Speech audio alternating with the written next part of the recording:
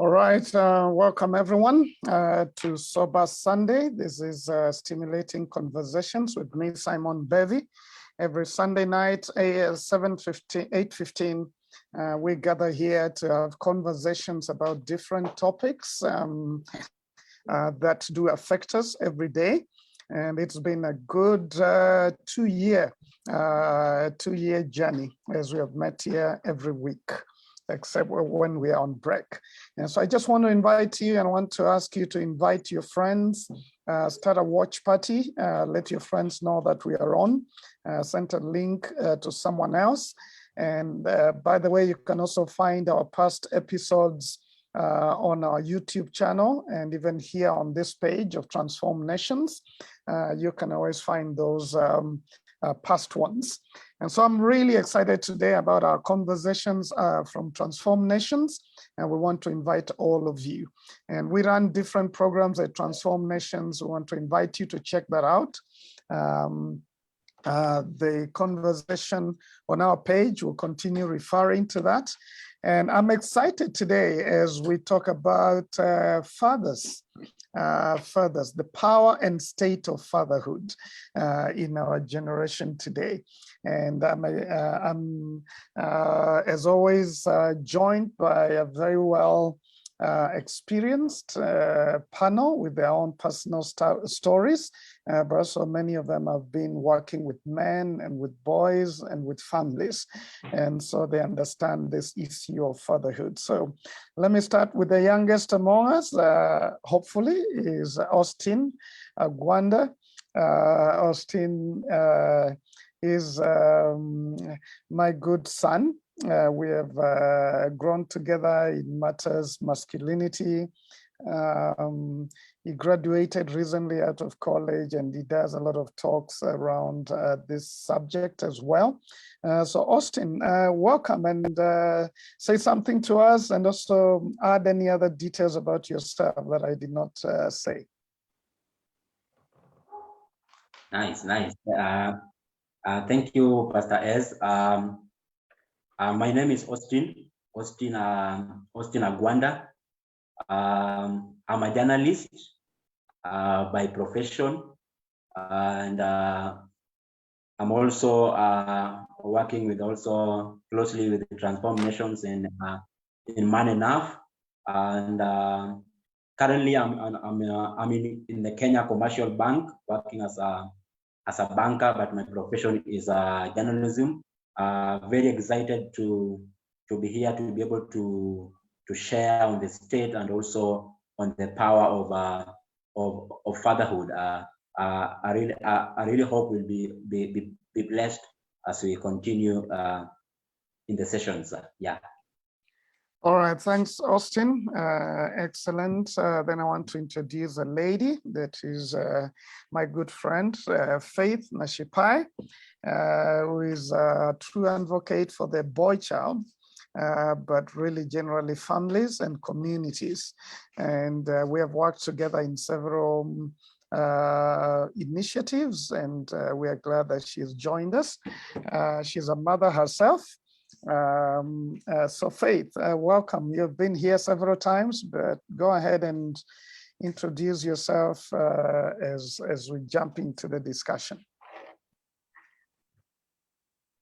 Thank you so much, Simon, for having me. Every opportunity that is to impact our nation, and especially the family, the man and the boy, is a great gift to us. I am the MBA, the Men and Boys Ambassador. My name has already been mentioned. I am also leading an organization called Thriving Communities Africa, where we engage men for better communities. And we want men to impact and have more of positive masculinity, because we believe that that is the way to go. Excellent. I'm excited to be here. And Simon, I don't think I have anything else to add, because you've said everything. Thank you. Excellent. Thank you, and welcome, Faith. We're glad that you're here. Then my regular co-host here, David Ewagata, welcome. We're glad to have you. Thank you. As you heard, my name is Pastor David Ewagata. Serve as the children and youth pastor at Papa Center Church, and also run a ministry called Y Hub Networks, a youth ministry and resource center.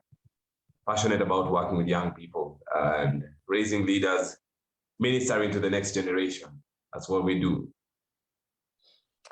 Great, great. So next Sunday is going to be Father's Day, and across the nation and in other places around the world, people are going to be gathering together to have conversations about the power of a dad and also the state of fatherhood today. And the ripple effects of the breakdown of the family. But let's begin with our personal stories. This month is especially emotional for me because it's actually the month that I lost my dad many years ago. It was 1st of June that my father died in an accident. And so whenever there's Father's Day, it always reminds me of my father those many days. And I think talking about my own story is I enjoyed my father to the day that he passed on. He was a teacher. He did a lot in our rural area, and people still talk about it. Today, I was in a school in the neighborhood. Yesterday, I was in a funeral, and they talked about him. Many years later, I mean, he died in 1981, so it's a long time ago. But I think what I remember about him was just his commitment for community impact and what he got to do, but also what he was to us. He was such a strength and sign of stability in the home. And of course, he worked very hard to make sure we were provided for. He was himself an orphan before he was 3 years old.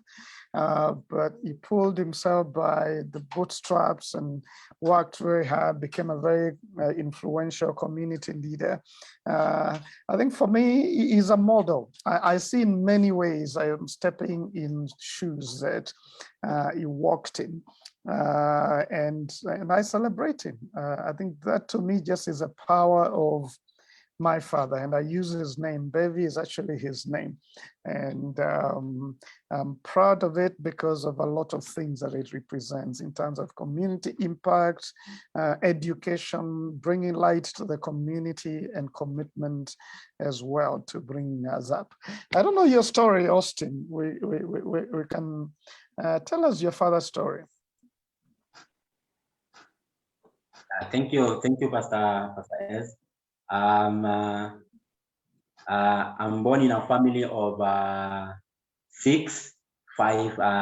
five boys and one lady. I didn't get to interact with my father as much. I was very young when my dad passed on, and I think my mom took the role of being able to provide for all of us, and I didn't get to know him that much, and my mom being also there for the six of us, for the five boys, and also for my sister, and so growing in my masculinity, I didn't have a father. I didn't have a father figure in my life, and therefore, since my father died when I was young, I think I was very little, 1 year, 2 years old there. So I didn't get to interact with my father. As much as my mother took up the role of trying to raise the six of us. I believe there are things mother cannot do, and so I needed a father figure. And while my dad passed on, I think my mother, the main priority was to make sure the six of us, all of us, finished the university. And I think being able to bring a male figure in my life was not a priority. I think this comes also with the single mothers, and also being that my father died, my mom looked at it in terms of this is an opportunity to be able to make sure that the 6 of us goes to the university. And therefore, for me, she worked very hard, but you still felt the gap. You still missed your dad.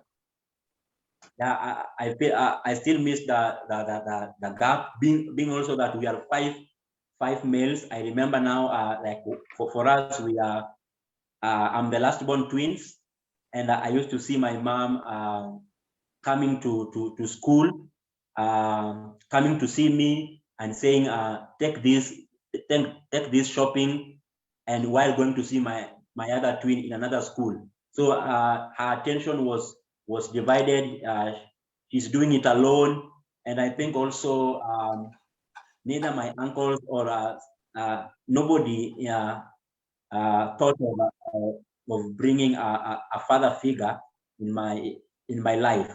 So all from my childhood, I lacked a model, a man in my life. Yeah. So I didn't get to experience to interact with my father. Yeah. Okay, so I think we celebrate all the mothers, and last month was about mothers, and but I think what we are saying is that every child needs the presence of a father figure. And if he's not there, then seeing what do we do to make sure someone else. So you missed a model, you missed someone who could raise you up from a masculine point of view, so that you catch that. Faith, what's your story about your dad? Wow, I speak of him with a lot of pride, because he's I keep saying that the courage that I have and the woman that I've become, he really contributed a lot towards my growth. My father was disciplined. He was really tough. My father was my prayer partner all the way to the time when he passed on. I remember when he passed on, one of my major losses was this man who would call me and tell me, I'm praying with you. I pray for you, and I pray for your family. Wow. Really. My father is the one who took me to church and showed me the ways of God. My father would make sure that at least he visits me in school. I was in boarding school, but he kept contact. He would just make sure that something happens and he's somewhere in Kajiado, and he would make sure that he passes through, even when it was not a visiting day, and he would have an excuse. My daughter. So my father was a special man. He was also this great cheer squad. I remember when I held the first International Men's Day. Dad had just come from a mission at the age of 84 towards 85. And he was so committed to his God. He loved God, and he loved missionary work at a personal level. So he had just come from missions. And on this Sunday, I went to talk to him and I asked him, can I come? Can you come and be part of this? And he said, fine. Do you really want me to come? I'm feeling so tired. And I told him that it will be a great honor. He said, I will see what I can do. My greatest cheer squad leader appeared at All Saints at 7 a.m. in the morning. That was the biggest, that was awesome. And then because he taught me how to speak, he taught me how to do so many things. For me, I felt like he just handed over the baton to me, because he came, just waved people and sat in the meeting. And 6 months after that, Dad passed on. Wow. So I celebrate my father because he did quite a lot in my life. Yeah. Well, that's awesome. So, I mean, for Austin, he looked for a role model because the mother was there, but he needed a male figure for him to learn what it means to be a man. Because, a man is made among other men. When a boy gets to a certain age, they need to identify with a male gender, with their father, so they can become a man. And for you, you're saying as a lady, your father was a rock. I mean, you talked about that, and that's really exciting. Praying for you, coming to your first meeting, affirming you, celebrating you for what you're doing. I don't remember whether I was there for that first one. I think I came for the second one or third one. So I didn't see him. He was a priest to you, introduced you to God. I mean, the Bible talks about the faith of our fathers. And even in the African culture, we talk about the faith of our fathers. And so a father being one of being like a custodian of faith and values in the community. I mean, powerful things. I like the cheer leading and celebrating you as you go. David. Yeah. Hi. Well, it looks like I'm the only one whose father is still alive here, and I've come to appreciate that. We didn't start off to a very good start with my dad. I think when we were small children, just the differences in terms of how he brought us up. He was a busy man, traveling everywhere, and I just didn't. I mean, and the strain of relationships, sometimes it just felt like, you know what, I'm not really too happy with this guy. And, as years went by, I think one of the things I've come to value is just the fact that he is there. Somebody said it this way: it's better a poor or a, not perfect father than no father at all. And so, looking through the years, and I mean, we've mended our relationship.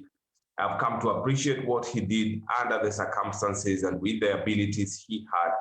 I mean, he provided for us, he supported us. I looked up to him as a voice. He was prominent in his own way. The city worked in media. So Agwanda, my dad, was a predecessor on you in the journalism side. One of those key. I didn't know that part about your dad. We are good friends, but I didn't know that. They were the voice of Kenya, Sauti ya Kenya.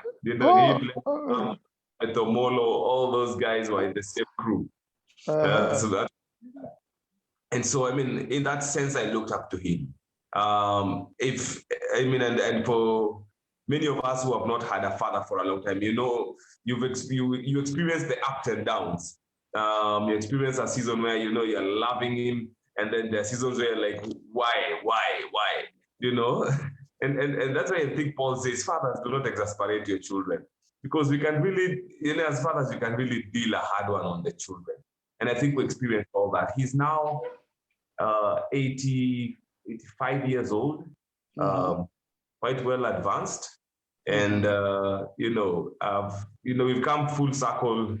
We are good friends. We interact. I appreciate him for who he is. And every time I hear stories of people who don't have or grew up without a father or lost their father, with every day I come to appreciate him even more. I'm like, thank God he held on. You're still here. I can still make a call to my father, and I think that for me is just a stoic reminder of the fact that even when they are not functioning right, there's just something that a father does in being present that nothing can replace. I think the biggest story for me with my dad is when my grandfather passed away. Now, my grandfather was a minister of the gospel, and then he passed away in his prime years. I was already married, and we were sitting there during the funeral, and we've had issues with because after I got saved, I moved to these Pentecostal churches, and him being a mainstream pastor, was not very happy with that, and they felt like I'd left the faith and stuff like that. And so when the funeral was happening, the bishop who was laying him to rest asked, "Is there not a child or a grandchild of this man we are laying to rest that has taken over the mantle of this man we are laying?" And I was sitting there, and in my head, I'm just telling myself, you know what? I'm not in the system. I'm not in the system. I'm a rebel out there. Yeah. And out of the blues, my father shot up and says, "There is David." Yeah. And let me tell you the assurance that gave me. And every time I talk about this, I remember your book, Daddy's Destiny. And just hearing your father affirming the fact that you are called, the fact that you actually bear the marks of his father, for me was one of the biggest assurances I could ever have of a father's voice in my life. And so, come rain, come shine. I don't think there's a bishop, there's an apostle, there's a prophet who could call out the calling in my life like my father would. And so for that, I think I wish that every little boy would have that voice, even if it shows up once, in 40 years of living with him, even if it shows up once in 60 years of living with him, that you know that your father's voice has spoken out your destiny. Wow. I love it. I love it. And I think next week we'll even delve deeper into that. But what you're adding to this is that fathers, they call us out. Their voice affirms us. I think Faith alluded to that. I mean, just seeing your father in your event, that must have affirmed you for what is what. I mean, very deeply. There are times I wish my father was here to see what I'm doing, but then I had a father figure who in Form 2, as I always say, affirmed me.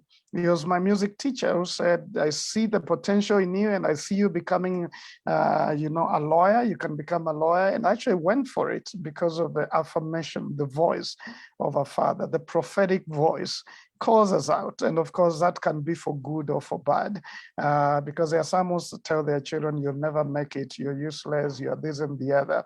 And that goes very deep in affecting them. So we're saying fathers are powerful.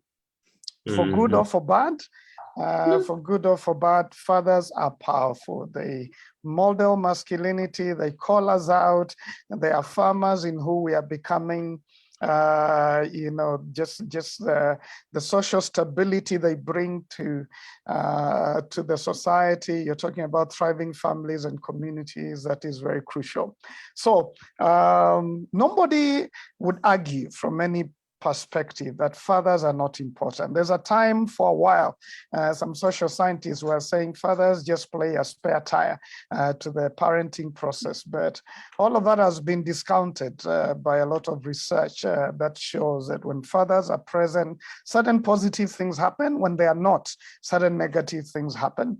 But families have changed, and the state of fatherhood is not what it was some years ago. In the traditional society, almost every home had a father figure, and where the father wasn't there, like when my father died, our uncle came in and said, he was a distant uncle, said, your dad is gone, but I'm here. He didn't end up being as close as he should have been, but there was a way in traditional society that the lack of father figure was taken care of. But that's not the reality today. What kind of families and realities, Faith, are you seeing around fatherhood nowadays? What are common stories as you work with the boy child, as you work with families and thriving communities? Simon, we have a messed up society, unfortunately, because we have a lot of, let me start with what the president said that alluded to the other day about single mothers. And I always say that every single mother, every child of a single mother has a father somewhere. Because we have so many men who are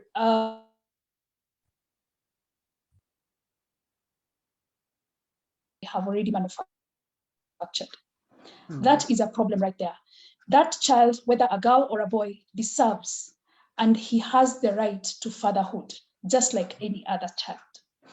The other situation that we are seeing is where women are choosing that they don't want to live with a man, so they just want to give birth to a child. And or we are having broken families where women decide that this man hurt me and therefore he has no rights to the children. And I keep saying that we need to heal our wounds as women for us to be able to raise healthy children. And by healing our wounds, we need to be sober enough and to get to a place where we become objective. And objective is where we choose that it is not in my interest. We lose our interest for the sake of raising a next generation that is healthier than what we have right now, or even a better generation from what we are ourselves. The next kind of family that we are having is the family that is broken, the family that has a broken man. And I'm glad that you've been working on the broken man. Why? because this man is creating a cycle of pain and brokenness in his next generation. So he's not aware that he's hurting. He's not aware that he's having wounds, and therefore he's bleeding on his children, he's building on his wife. And that is where we are having also high rates of broken families. Then the sons rise up and they become abusers, or they also bleed, or they have an issue around the family right now. Then we also have very good fathers who are very good providers, but they are not there to provide presence to their children. I call them present absent fathers, who are very good. The family is intact, they keep the family, but they're very absent. A father will wake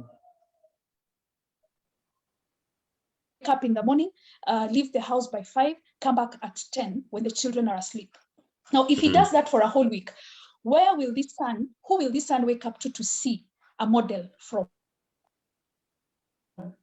How will the son be able to learn from a man if the man figure is not there? When it comes to the weekend, the father is also not there. He's either doing his side businesses, or he's catching up with his friends over a drink, or he's going to watch football. So the present absent father is a bigger problem right now, because women will tell you, I would rather not have a man than have a man who is not available. It still feels like I am a single mother, yet I'm in the family space. So I think we have a different, I say we have a very crazy society right now. And then the other issue is the stepmother situation. Maybe before you go to the other one, before you go to the step one, I think David had something he wanted to say there. Sure. That is how the world around us is wired. Unafanya nini kwa nyumba mwanaume? Itakana kuwa na hustle. Just sitting here chit-chatting with us here instead of going to look for money. We've kicked men out of the house. And there is no role for a man in the house, it seems. And then we get into a grind where there is, the system around us does not support family. Look at how, the guys who are living, for heaven's sake, the guys who are living in Kitengela, in Rongai, and they're working in Westland. If they don't leave the house by 5 a.m., that is it, And so we've not even structured the city to be able to accommodate family. Forget about that. Forget about even parents leaving at 5. Children who are being picked from school, from home at 6 in the morning, 5:30 in the morning, to go to a whole road trip before they get to school at 7:45. When do the parents have time with these children? And so we basically distorted what family should be. So what you're saying, the reality is on the ground is just, it's very hard. It's hard for. None of us lives on our own salary from end of month to end of month. Simon, I think we have a window for a balance. Yeah. And before we come to that balance, Faith, and then I'll bring in Austin, David, let me ask, we're talking about the reality of the modern era, that sometimes it's just a reality of globalization, traveling, moving from one part of the city. In those olden days, people never traveled very far. It's just to the farm to cultivate, and then they went together as a family. I remember as young people, we would go, all of us, even the little ones who couldn't farm, they would be sitting on the side while all of us. So throughout the day, we were doing some things together as a family. Yet there was still communities, especially Faith's community, where the men would live for long periods because they're taking care of cattle and they are away. But I think the reality was different there because there were other men around, right? On a road trip. Cow trip. Walikuwa wanaenda kutafuta kama venye wanaume wa siku hizi wanatafuta pia hadi saa 6 usiku. But they also went with their children. No, not always. Not always, because you find that if someone has a homestead, the father will go doing what do you call it? They'll go for 2 years. Mostly they used to go for 2 years or so. And that means that the woman is left to take care of the children and the homestead. Then he comes back. after he's gone for his road trip. But then there were other men around who still made sure that the family is fine in different ways. We have a very generous community. Our community is very I don't know if we need to work with this model or we need to do it. But somebody still want to go with this model. David, you're taking the generosity a little bit too far in your mind, but let her finish. Faith. Yeah. At least the other men would take care of the family, right? Yes, and you see the beauty of the old times is that family, a family unit was a community issue. Yeah. And raising children was a community agenda. It was not a one person or one family, nuclear family agenda. Right now, you get into your apartment and you don't even know your neighbor's name. And you can stay like that for a whole year. That's Unless you meet at the car park when you're pushing one another and you're trying to get someone to leave early in the morning. That's the only time that people get to meet in Nairobi. So people don't even get to know who is my neighbor, what are their values, where do they come from, who are their children, what are the children's names. Those are not things that we do nowadays. But you remember when you were growing up, you used to know people in a radius of about 5 kilometers from where you live. And you could even account and say, kwa kina fulani kuna watoto wangapi. So not today. So it's not an individualized system. Very, very, very, very. And maybe Austin, and we'll get back to stepfathering and all of that, and the families, that the reality of, divorce and separation and remarriage and what that does to this issue of fatherhood. But Austin, we'd like to bring you back. Did we lose you? Are you still with us? Yeah. We can't see your face.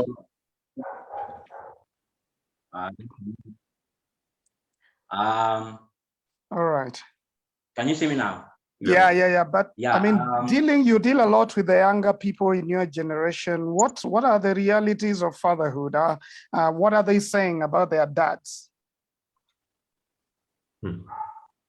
I believe in our society today, we have more breeders than we have few fathers. If I say breeders,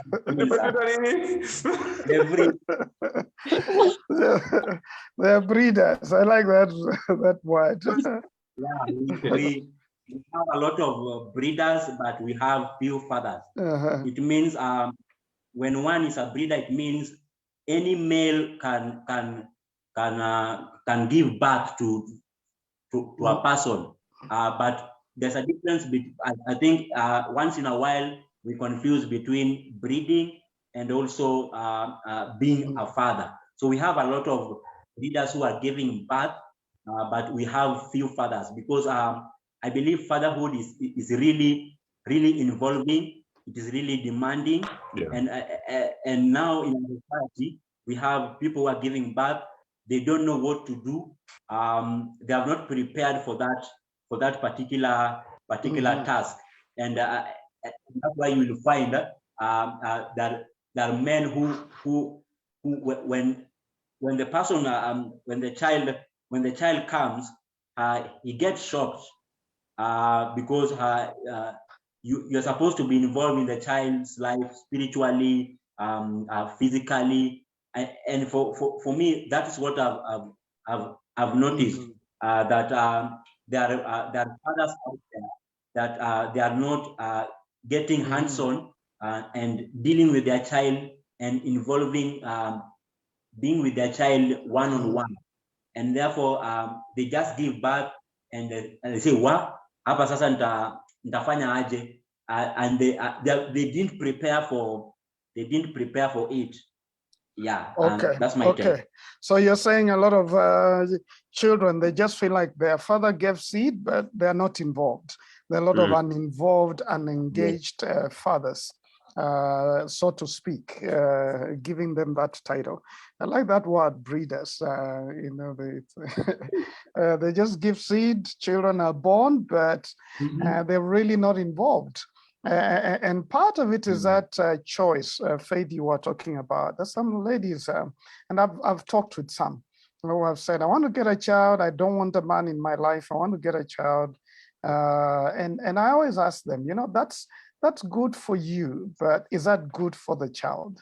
You know, think about the child. You're responsible for bringing that child to life, and you don't want to give them the right of fatherhood, yet it's their right. And I always tell them that's selfish. That's selfish. I understand maybe your desires but parenting is not just a selfish decision. You're involving another human being, and the world over, when it comes to matters of parenting, they'll always consider the good of a child first. In every law, that is what it's sought in the world. They'll say, this child was brought into this world by you. They're helpless. You know, you're the parents. We need to consider the good of the child. But as we come to you, Faith, and you talk about just bringing the aspect of stepfathers and the realities around that. David, in church, do we have good fatherhood? Because we assume maybe the world out there is so broken, it should be okay in church.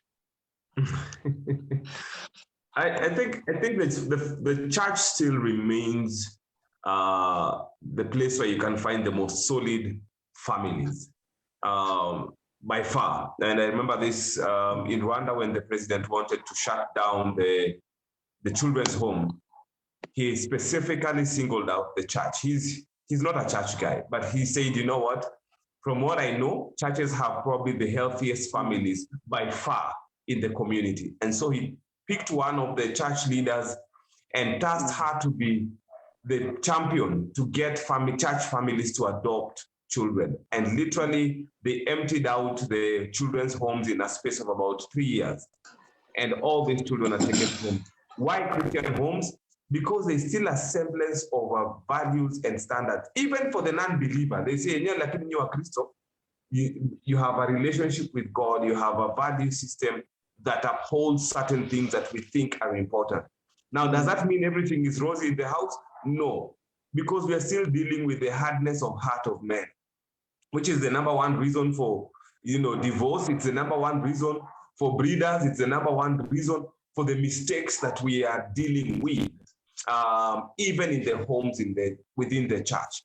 Why? Because believers are just not becoming Christ-like in their walk.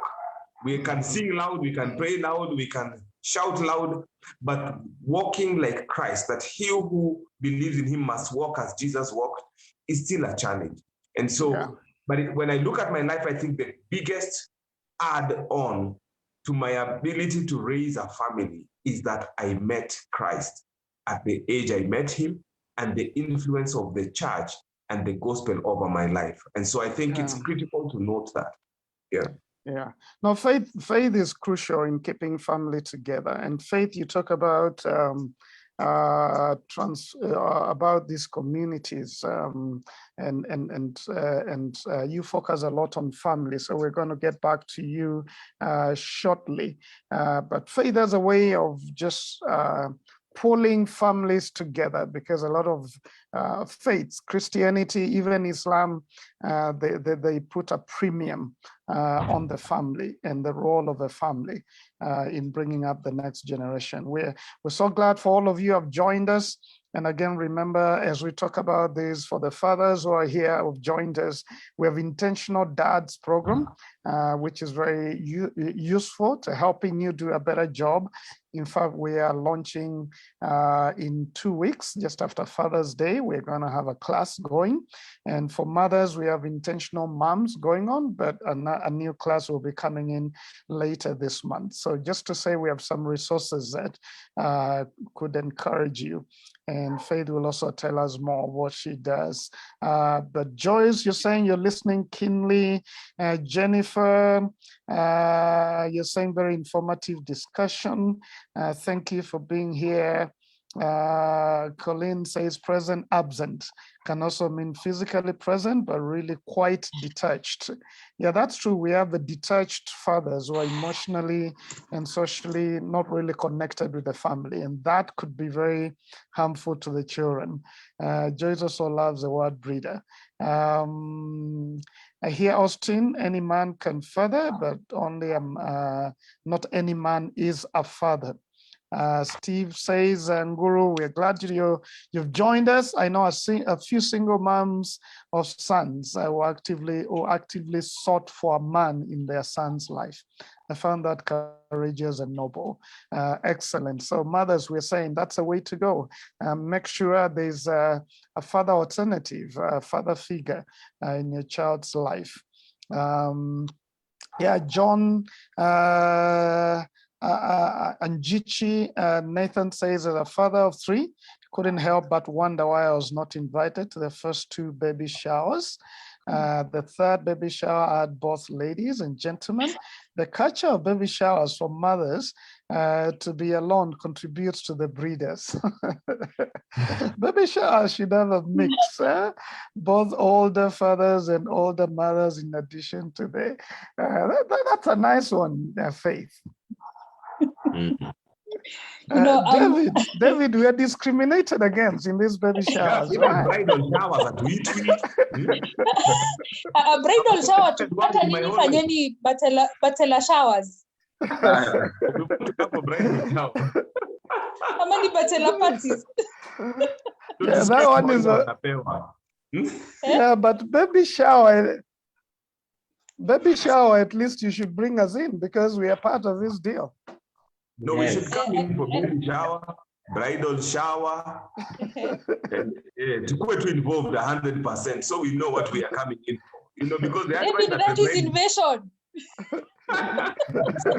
the advice that the bride is given that makes us take off. Huh? So we need to be there to say, apana, no. That is invading people's spaces. Can I tell you what happens in a baby shower? Yeah. So the baby showers seem to prepare. They seem to prepare the mother, but we don't have anything similar for the fathers. I think that's what that person is saying. Yeah. That's a very good point, Simon. That's a very good point, because I keep asking myself, who teaches the father to be a father? And yet we do not have any curriculum in life that prepares the boy from his young stage to one day become a father. He's only told, provide. A man has to be a man. A man has to be a leader. You know, he's just told things that are normal. But he's not taught how to be emotionally connected to his children. He's not taught how to become the right kind of quality of a father that is desired in the society, and the kind of man that will pass on value to the next generation. That is a gap right there. And I think fathers today and fathers who are listening to us have an opportunity to do that. That's true. And I think that's because I personally say that whatever a man does now, I say whatever any man does now, someone is watching, and the little two eyes that are within his environment are watching so that they can become exactly what he's doing. Children do not learn so much from what they hear, but so much from what we do. So when a father is, whatever a father is doing, whether he's a failure or whether he's doing it right, he's impacting the next generation. He's actually coding for the next generation. That's right. That's right. Well, we have a lot of divorce and separation, and so these so-called stepfathers, fathers who come in and they're raising up children who are not their own. So in a sense, they are stepping in, but also mothers who are raising children who are not their own biologically. So that has brought its own challenges, right, Faith? Big challenges. you know, when someone decides to take a spouse, to take a partner with children, they should be prepared to also take in the children holistically. They should be aware of the package that they are getting. In fact, wao wamepata baraka double. So mtu aishi na double yake vizuri. They should appreciate that. Yeah, because many times they segregate between the mother and the children. Or they treat the children so harshly. And that, again, that's why we are having a lot of children running to the streets, especially the boys, because they can't keep up with the environment at home. And I think men can do better. And even women. We have mothers who, unfortunately, and I have to use this word, they look like they have a code that is very wrong. I'm avoiding a very nasty word here. I'm looking for the right word. But it's like wamedungwa shindano na shetani mwenyewe. So they mistreat a child and they make this child feel that they don't even deserve life itself. So this stepmother becomes a big problem in the lives of these children. I think it is important for our society to appreciate that when someone takes in a person who has children, it is a package, ni double. So they live with the double in peace. And they look for a midpoint of managing the doubles. Where we are having blended families, the same thing. I always say, seek counseling. Let the children go for counseling, and you as also a couple, go for support. Understand how to blend these two families, understand how to walk a journey together, understand how to make sure that the environment is balanced for everyone, as opposed to just doing things from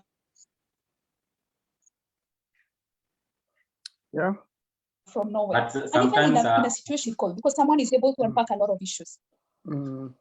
So you're saying there's a lack of intentionality when it comes to blended families, stepdads, or even involving uncles. There's just no intentionality. And yet we seem not to realize the place of a father. That it's very crucial. And if that doesn't go well, and I mean, we could say also a lot about mothers, but we're focusing on fathers because of Father's Day. So I like what you're saying. Austin, let me bring you in before we come to David.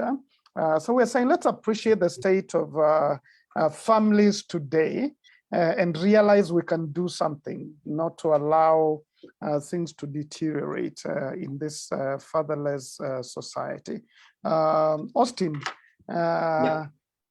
let's hear your take on this as we continue. Yeah, looking at also in terms of also intentionality, speaking of also intentionality, like a father should be so involving that you allow your kid the space to cry, the space to be humiliated, the space to also be calm. And also you talk about a lot of things, including sex, masturbating, and being also honest. Being also honest with your kid in a point of, like, you have to talk about masturbation, you have to talk about pornography, and being honest with the kid and allowing the kid to have a safe place to cry, allowing the kid to be calm, to be humiliated, to have a point also of celebration. And again, also, so there you're talking about the kind of relationship where children could be open, because you could be with the children there and they can't tell you nothing. They're struggling with their own things, but the power distance between you doesn't allow them to talk. So you should get involved and be close enough to have conversations of all these areas you're mentioning. Yeah, you are adding something else before we come to David. Yeah, again, also, like a father, you should be in a position to be able to challenge your kid. Challenge in a way that you go for activities that can be able to push him to other limits. Most of the time, like men, for the young people I have interacted with, they don't like to stay at home. When you come and sit me at home, it looks like you want to lecture me, and many young people, if you sit at home and you say ebuka hapa, it seems like you want to lecture. So something that I've realized about intentionality is being able to go for adventures, go ride with your kids, bicycle, go for hike, challenge him, be involved, spend time with him. Being in the house is not advisable. Sometimes we look at it as if tunataka kupewa mawaidha kidogo kidogo, and also expose the kid. For example, a friend of mine was sharing, like now, if you are going to buy a car, if you are going to buy a land, give him that space, even to be able to negotiate. You are modeling the child at a teenage level. He's able to see how you are going to negotiate the land. Even at some point, to give him the chance to start negotiating, because you are modeling, showing him how to negotiate, how to buy a car, how to buy a home. So going for these outside adventures, him seeing how you are going out with your friends, is modeling that particular your child. So I look at it in terms of intentionality, being involved, and going out activities and showing him how things are done as a man. Yeah. All right. I hear you. I'm just wondering. Yes. I'm just wondering where a father is a politician. You know, we're in a political season. Please go to a track, campaign track, Namtoi. Well, at least you can bring him. By the way, my son, when I was campaigning a little while ago, my son and my family came one of the days just to see what I do. Of course, there are places you cannot overexpose them, but it would be good for them to have a peek at what you're doing. And I think what Austin is saying, at least take your son to the office. And if, as a cop, you're not going to put your son in the cop car, but at least you can bring them to the office. They see what you do. They see, then they begin, because that's lacking, David. I think in the olden days, a structure allowed. That's why a lot of children became what their fathers were, because they worked together. And daughters became what their mothers were. If you're a blacksmith, then you take your son to that and they learn the trade. If you're a witch doctor, you do the same to your son, one of your sons. It was a passing on of a skill. But as you work, then you got to talk. It wasn't just talking about what's happening there, but they get to ask many other questions. I've had a chance to travel sometimes with my child, and in that long travel, as I do my speaking and other things, we got to talk about things they will probably never have asked if we were just at home. So, David, I think we are saying, as we now come towards a close, we are saying that the state of fatherhood is not good. I've read a book from Australia. They're complaining about state of fatherhood there. It's become a national matter. I've read a book about fatherless America that was written in America, and it's a big issue there, especially among the minority tribes, minority cultures there. I've read a book about South America and the challenge of fatherhood there. The last 10 years, there have been books from every part of the world, Europe, talking about the state of fatherhood. We're saying things are not very good. What can we begin to do to improve on this, David?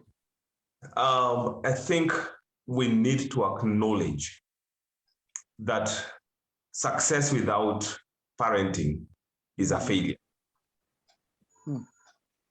It doesn't matter how many billions you make. If your family falls apart, that's it. You've lost it. And so success without parenting is a failure. And that's what has affected the West. That's what has affected Australia. Right now in Australia, they are beginning to push back, and they're putting legislation where you cannot, in fact, if you're working in a particular area, your kids cannot go to school in a different section. Your spouse cannot be transferred without the consent of the other spouse. because they are insisting now family needs to be together. You need to be able to drive your children. And even if your children leave school at 2 o'clock, it is your legal right to go and pick your child from school. Now, unfortunately, it's being done in hindsight. We've already built structures and systems around the dysfunction. And now we are building, and for Africa, we have a slight window. I think it's closing very fast, but we have a very slight window to correct what the West did not. By beginning to reinforce the value of family, keeping the community together. And I know Faith has said we've lost a lot of that. But I think we still stand a lot more than many Western cultures, especially within the church. For I myself, when I was growing up, the men who came in to give me a model of a father, because my dad was not born again. He worked across the country, different places. So he wasn't as present as I would have had him be. But there were men in the church who I went out to seek to see how a father acts. And especially when I got to the stage where I began to think of relationships and all that. And I think when you were talking about having women bringing men to become the fathers to their sons, I think that role given to a wife, a mother, is very difficult because men come with other expectations. As you heard, we can be very generous with seed. What about this son seeking out, this father figure? And what has happened with Austin and Simon? It's not. I believe it's not Austin's mom who will say, go and look at Simon to be. It's Austin who went out of his way to say, I need a voice. I need a father's voice. Let me go and talk to this guy. It's me going out and meeting this elder and saying, I'll come and visit. I'll come and help you take the car to the garage. And meanwhile, watch what you do as a father. And so we need to be able to allow these boys, the same way we allow them to go and adventure, for them to adventure and hang out with men who are bringing value into their lives. But the key thing for me is we need to stall the mistakes we are making. We need to put a radius as to how far a man should go to work, a woman should go to work, children should go to school, and begin to be intentional about how we are developing our cities so that we can be able to have time with our families. Otherwise, when COVID happened, that's when the reality hit us. Many of us were just sharing rent together. We were not in a relationship. We were just basically sharing a house. And marriages fell apart because suddenly the people who had never been together for 20 years of marriage suddenly found themselves cooped in a house and they could not figure out how to live with this person. Marriages were broken, children are broken, the community is broken, and even that economic development we're talking about will be erased. Right now, all we are seeing is clubs everywhere. Why? Because all the men need to go and hide in the clubs with other women and leave their wives at home, who also take off and join a chama, which becomes something else. We're killing ourselves. I hear you, and I hear the passion, and we'll come to Faith and then come back to Austin. So we're talking about what can we begin to do. I like what you're saying. We need to have some understandings from teachers, commission, to government, where you try to keep families together. And I think what I hear you say is, whereas sometimes marriage may break because of necessary factors, for example, when there's violence and such things and you can't stay there, the commitment to raise the children is important, because if the two of you disagree for whatever reason, there are children to be brought up, and the two of you should work together to make sure those children don't become a burden to the society, because that's your investment for the future. That's your investment. As adults, if you disagree and fight, then that's another story. But these children deserve parenting, and I love that. And we need to all work together as a community. Faith.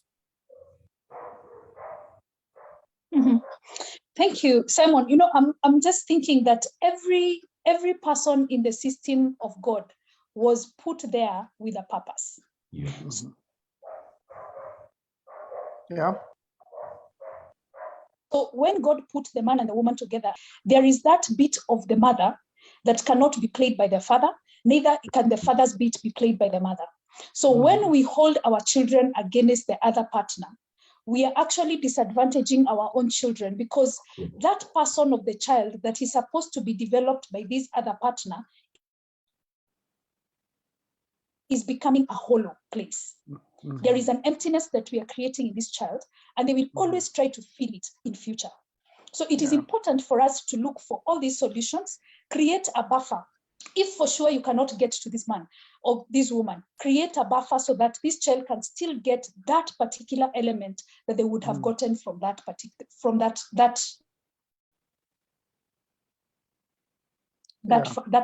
missing parent. Okay. Now, society, we need a balance. And I think for men, we can find a way of balancing this equation. Please come home early once in a week, or even during the weekend, decide that you're not going anywhere. Please watch an ball killer weekend, create time. Once in and a when week. No, at the very least, huh? At the very least. Because if you're working in Westlands and you're going to Kitengela, that's like going to Tanzania. It's better to work in Tanzania. It's a travel. You're traveling. Yes, or look for work in Tanzania. But the reality is that we need a balance. So could fathers at least try to balance this equation? Find time. Come and do CBC with the children. Understand what CBC is. And the other big issue, when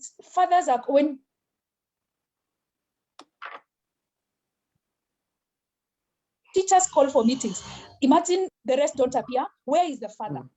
My father used to appear in school in most of my meetings, prize giving days, sports days, and all that. Where is the father figure today? I think it's important that fathers understand that they have to be intentional about raising the next generation. The biggest catastrophe we have right now is a fatherless generation. Yeah, that's right. And it is not fatherless because, as we have discussed, it's not fatherless because the fathers are not there. It is fatherless because the fathers are not available to do what they have to do. So as we look at this whole agenda of fatherhood, let us be careful that the father has to play his role. And I'm calling on every man to do his part. Amen. Well put. Austin, maybe we can give you a minute or two to state yours as we wrap this together. But I like what you said. You said this work thing, we need to work around it. You need to move if necessary. You can't let travel inter-county from one place to another after work deny you time with the kids. Settling down trends, that needs to change. Austin, some last words. Yeah, just to pick from where Faith has left, is just to say you cannot be busy working and then you forget your children. You are out there happy for everyone, then you are not happy for your kids. You are not spending time with your kids. You are spending a lot of time with people outside. It's better even you took a job, you spend time with your kids. And I also believe, like in the government, we should also be very intentional. And this is not political, but I will be very, very happy if what Wajakoya was saying, that people work from Monday to Thursday, so that those particular weekends is for family. We be intentional about family. And we have a government where the family is Kenya is centered on family, so that the man does not work 24/7, and therefore you spend that in an average. A Nairobi father will spend around anakuja usiku mtoto akiamka asubuhi baba ameenda, so you find that in a minimum, the father spend a few time with the kids. So the government should also look at that to let the weekends be for family and be intentional. I don't know if at all hata kama tumepewa weekends tutaenda familia ama bado tutaenda watch football, but there's need for government to be very intentional so that we focus in the family, because everything begins in the family. These people we are seeing, the head of state, everything that is happening, the charity, everything begins at the home. So the government should be able to be very intentional And Okay. don't be so busy. Yeah. Be there for All your right. kids. All right. Simon. I like that part. There's a policy issue here, but there's also the personal commitment and intentionality. Faith, a minute. You know, I'm just wondering why our government has taken too long to load onto a fully fledged ministry for family. Mm-hmm. Because we keep hiding the issue of family matters under other departments.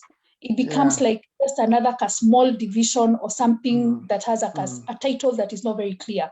Yet, if we were to deal with the family as our constitution rightly put out the family unit, we will be dealing with almost all the issues that we are having in our social systems. I wish our government would actually give us a whole fully fledged ministry for family issues or family affairs in this country. Family affairs. I like that very much. And is it Uganda or is it Rwanda that has that kind of a ministry? One of those two countries has. I'll need to check, but one of the good things is that I know currently the government, and I'm part of that technical team, there's a preparation for a family manual. And there's a lot of progress that has been done around family policy, but it needs to go further to become, as you're saying, a fully fledged ministry. A lot needs to be done from the policy perspective, but from our perspective, our commitment and intentionality. So unfortunately, we are out of time and we have to leave it there. But next week, we're going to be talking about father wounds. Time has just flown. There's so much more to say. But we appreciate all of you who have been writing. Florence Mwange, we see that, what you're saying there, and John, Nathan as well. The concerns there, and Jennifer, there's a lot there, and we'll refer to some of them next week as we begin to talk about father wounds. But I think the conclusion of the matter today, the state of the family today is not good.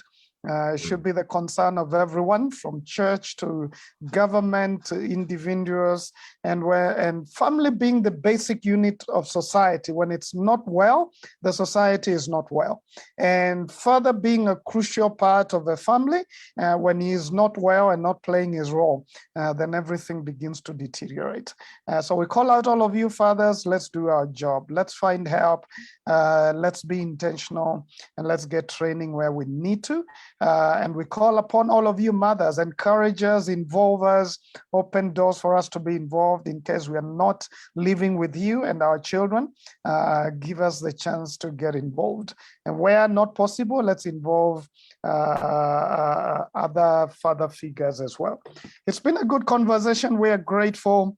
Faith, let me ask you within a minute just to say a blessing to a lot of families that are struggling, and they wish that, and some others who say, I wish my father would be here. I wish he would be involved.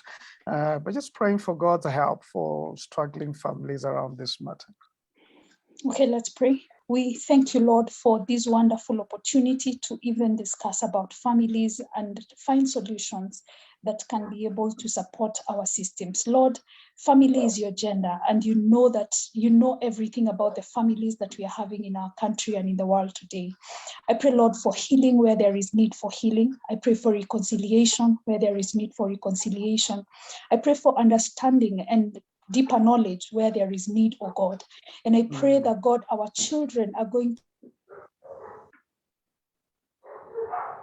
to find a safe environment for growth, responsible enough to pass on the greatness that you put in us into the next generation. We trust you, we believe you, in Jesus' name we pray. Amen. Amen. All right. Well, thank you, Austin. Thank you, David. We appreciate. Thanks, Faith, as always. We will talk within the week, but we look forward to next week for the next part of this. And I've written a book, Dad is Destiny, in case any of you would want it. Let us know on our page. God bless you and have a good night. Good night.